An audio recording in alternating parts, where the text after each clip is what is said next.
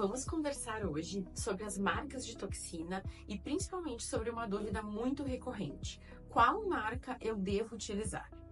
Então, existe no Brasil hoje, autorizadas pela Anvisa para comercialização, 7 marcas. São elas: Botox, Botulift, Botulin, Prosigni, a Xelmin, Nabota e Dyspor. Todas essas toxinas são toxinas botulínicas do tipo A e comprovadamente elas têm uma mesma eficácia clínica já comprovada. O material utilizado para a reconstituição dessas toxinas é o mesmo, soro fisiológico 0,9% estéril. Todas essas toxinas, então, são desidratadas e embaladas a vácuo, e dessa forma, com o soro fisiológico estéril, todas precisam ser reconstituídas, ou seja, torná-las ativas para aplicação na pele do paciente. Então, todas essas toxinas têm comprovadamente a eficácia muito parecida. O que muda entre elas, sim, são alguns componentes das suas estruturas internas. Por exemplo, algumas moléculas têm um menor peso molecular ou maior, e isso faz uma diferença também na difusão do produto no momento da aplicação. Por exemplo, o Dyspor é uma toxina que tem o peso molecular menor. Ou seja, no momento da aplicação, na pele do paciente, no tecido alvo, eu consigo ter com essa toxina uma maior difusão. Dependendo da zona alvo do meu interesse, isso pode ser benéfico ou não. Em algumas regiões, eu desejo que essa toxina não tenha tanta difusão. Então, essa é uma diferença bem importante entre elas. Um outro fator importante a ser observado é com relação à composição das toxinas, né? Há outros ativos que estão dentro desse frasco. Por exemplo, a toxina Dyspor tem na sua composição a lactose presente. Então, em pacientes alérgicos ou intolerantes à lactose, a gente deve observar o cuidado de não utilizar essa toxina. Uma outra questão importante também com relação à Xelmin.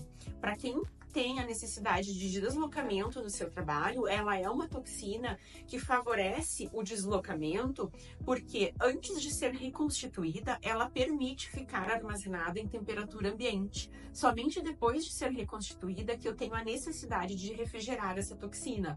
Facilita muito para quem tem a necessidade de deslocamento na sua rotina de trabalho. Uma outra coisa bem importante de ser observada é com relação às quantidades oferecidas pelas marcas. Por exemplo, a toxina Botox, ela vem em apresentações de 50, 100, 200 unidades. Já a Xelmin, por exemplo, vem somente numa apresentação de 100 unidades. Por que isso é interessante também de ser observado na escolha da marca?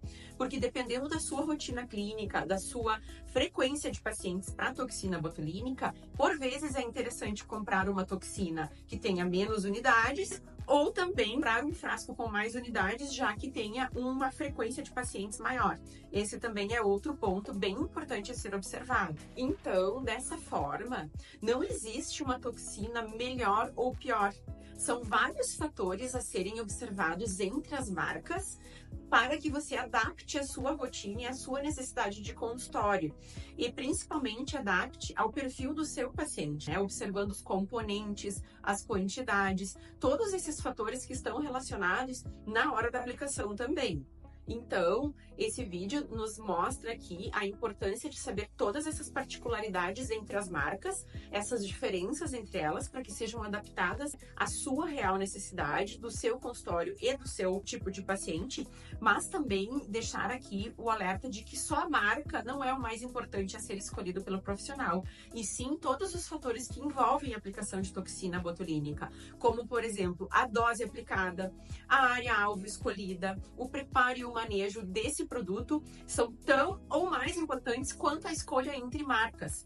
Então, fica essa dica para que seja observado todos esses fatores na escolha do seu produto ideal, para o seu público, aquele produto que vai ser o mais ideal para aquela determinada aplicação. Se você gostou desse conteúdo, de todas essas dicas, segue aqui o canal para que seja entregue para você sempre conteúdos desse tipo que vão ajudar sempre aí na sua prática clínica.